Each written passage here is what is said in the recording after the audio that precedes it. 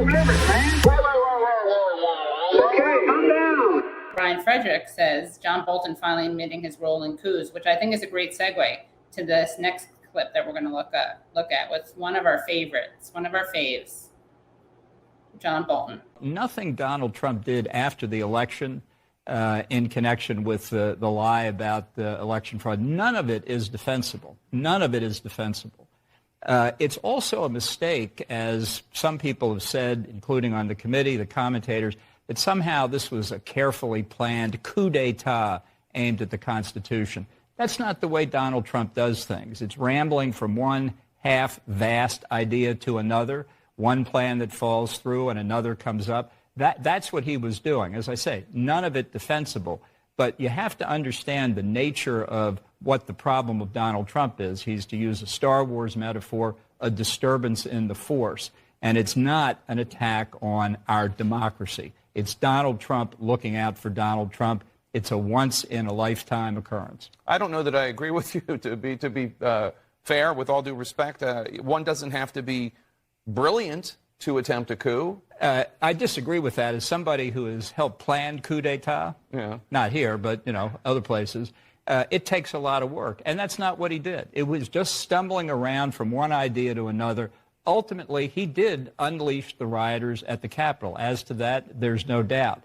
But not to overthrow the Constitution, to buy more time to throw the matter back to the states to try and redo the issue. I do want to ask a follow-up.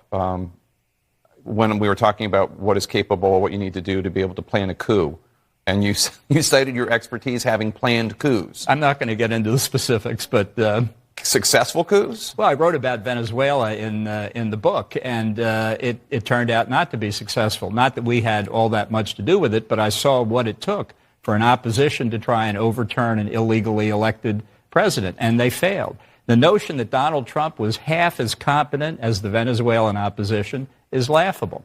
But I think there's another... I feel like there's other stuff you're not telling me, though. I'm sure there is. Wow. If I Did It by John Bolton, Gavin Hillock writes. Yeah. Throwback to the O.J. Simpson book.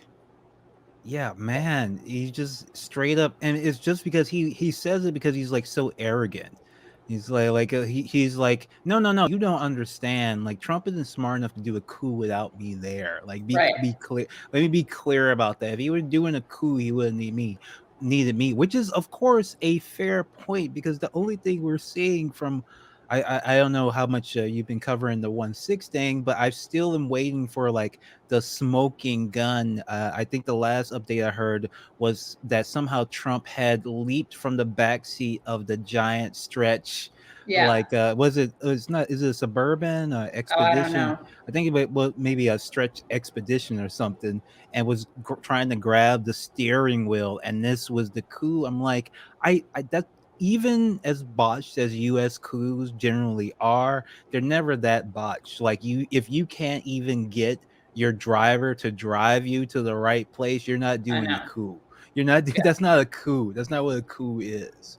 Yeah, that's especially for the United States of America. What was supposed to happen the next day? Who was going to be running the government the next day? Who was going to be doing Congress and Senate, all this stuff the next day? You usually have those answers with a coup, and the answer is like the military is doing all of that.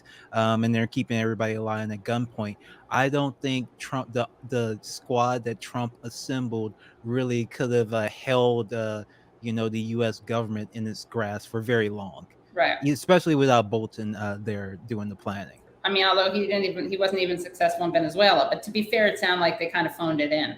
They phoned in the coup. You know what I mean? Yes.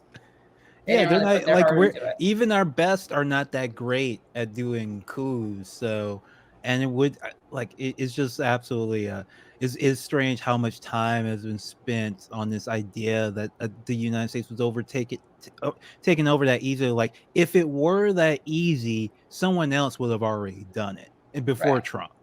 Right. Yeah, true. Yeah, poor Trump. He must have low self-esteem.